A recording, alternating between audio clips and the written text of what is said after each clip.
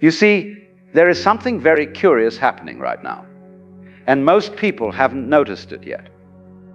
The ones who have awakened, the ones who have begun to see through the game, are simply vanishing.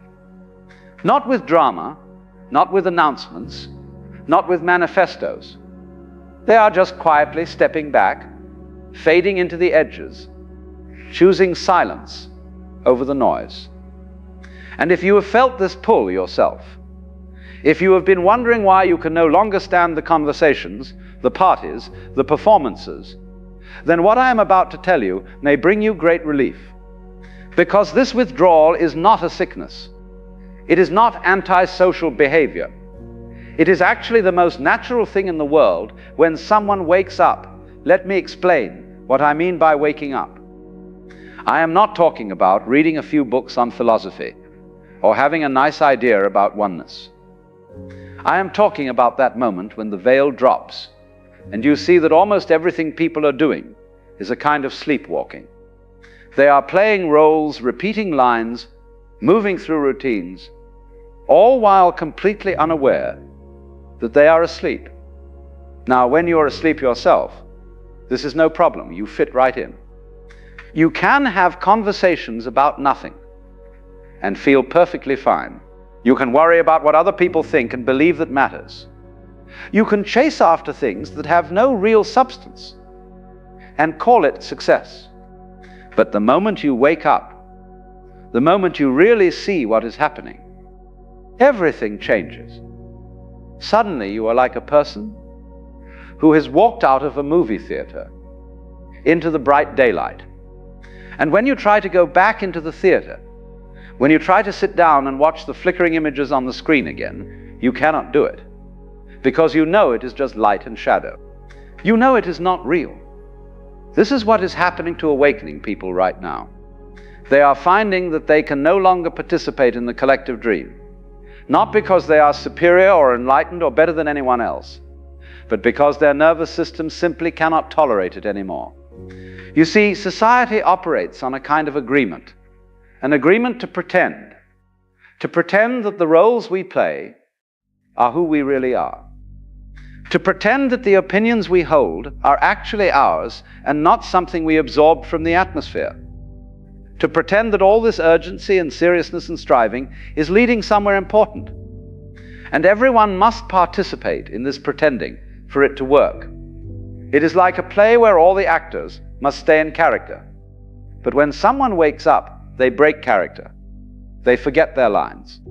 They start looking directly at the audience. And this makes everyone very uncomfortable, because the awakened person can see what is really going on. They can see the fear beneath the confidence. They can see the emptiness beneath the busyness. They can see that most of what people are fighting about has nothing to do with what they think they are fighting about. When someone points at another group and says, "Those people are the problem," the awakened person sees that this is just a way of avoiding one's own darkness. When someone posts their outrage on the public square, the awakened person sees that this is just unconscious material seeking a target. When society divides itself into us and them, the awakened person sees that both sides are shadows boxing with each other. And once you see this, you cannot unsee it. You cannot go back to taking it all seriously. You cannot participate in the blame and the judgment and the righteous anger, because you understand that it is all just one big projection, one massive game of pointing at others to avoid looking at ourselves. So what does the awakened person do? They withdraw.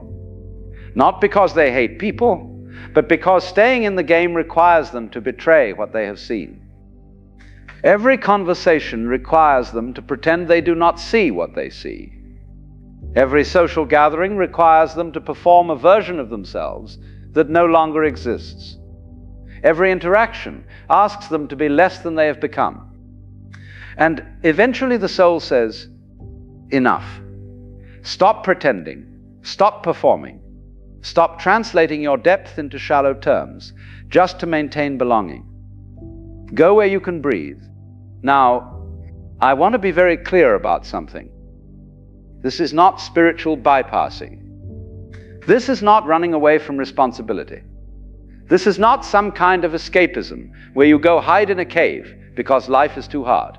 No, this is something else entirely.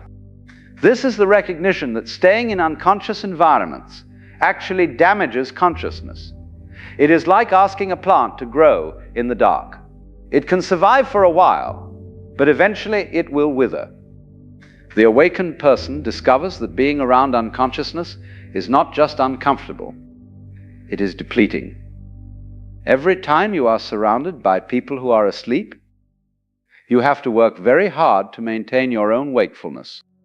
You have to constantly filter out the projections. You have to hold your center while chaos swirls around you. You have to remain clear while everyone else is foggy. And this takes tremendous energy. Invisible energy that no one sees or appreciates. You're doing psychological work that others are not even aware needs to be done.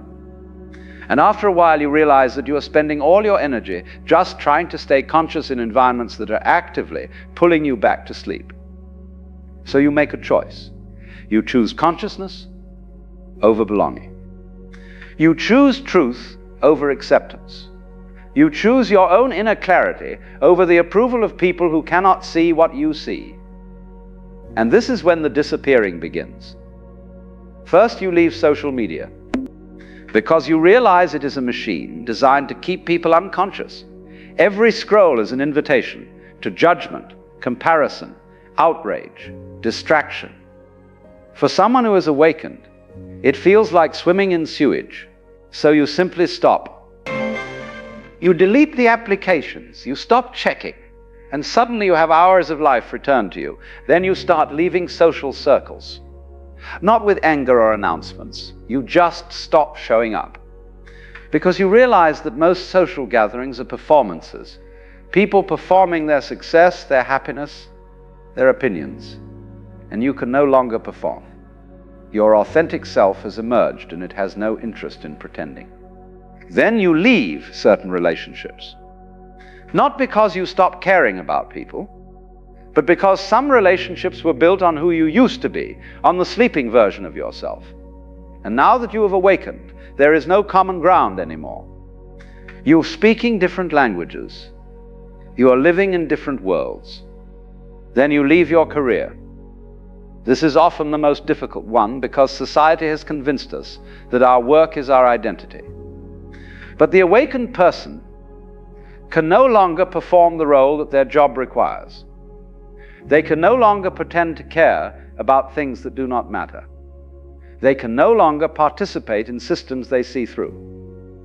And so they leave, sometimes quickly, sometimes slowly, but they leave, because staying would mean dying in a different way. It would mean killing the consciousness they have worked so hard to develop. Now let me tell you what happens in this withdrawal, because it is not what most people think. Most people imagine that disappearing from society means becoming isolated, depressed, lonely. But for the awakened person, the opposite happens. In solitude, they finally stop being lonely. You see, there is a difference between loneliness and aloneness. Loneliness is what you feel when you are surrounded by people who do not see you. Aloneness is what you feel when you are finally free to be yourself. When the awakened person withdraws, they discover something extraordinary. They discover that they were never really with other people, even when they were physically surrounded. Because real connection requires consciousness meeting consciousness. And when you are awake in a room full of sleeping people, there is no one to meet. But in solitude, in that quiet space, away from the noise and the performance and the projection, you meet yourself. Really meet yourself. Not the version you have been performing, not the role you have been playing, but the actual living, breathing consciousness that you are. And this is not lonely. This is coming home. In this space, you can finally hear your own thoughts without the constant interference of other people's opinions. You can finally feel your own feelings without absorbing everyone else's emotions. You can finally discover what you actually want, what you actually believe. who you actually are. This is what I call the hermit phase. And it is absolutely necessary for anyone who is awakening. You cannot transform while maintaining all your old connections and commitments. You cannot become a butterfly while still living as a caterpillar. There must be a withdrawal, a cocooning, a time of deep internal work. And during this time, the awakened person is not escaping. They are integrating. They are processing all the unconsciousness they have absorbed over the years. They are healing the wounds that came from pretending to be someone they were not. They are developing the strength to stand in their truth, even when everyone around them is still asleep. This is hard work, much harder than staying asleep. Because when you are awake, you can no longer blame others for your suffering. You can no longer project your darkness onto convenient targets. You can no longer avoid your own depths by staying busy and distracted. You must face everything, all the fear, all the pain, all the ugliness that you have been avoiding. And you must do this alone because no one else can do it for you. But here is the beautiful thing. Once you have done this work, once you have integrated your shadow and found your authentic self, you are no longer dependent on others for your sense of reality. You are no longer looking for approval or validation or belonging. You have found something much more valuable. You have found yourself. And from this place, if you choose to return to society, you return differently. Not to participate in the unconsciousness, but to offer something else, a different frequency, a different possibility. You become what I call a border dweller. Someone who lives on the edge between the sleeping world and the awakened world. You are present, but not absorbed, available but not dependent, engaged but not entangled. You might work with individuals who are beginning to wake up. You might create art that speaks to the depths.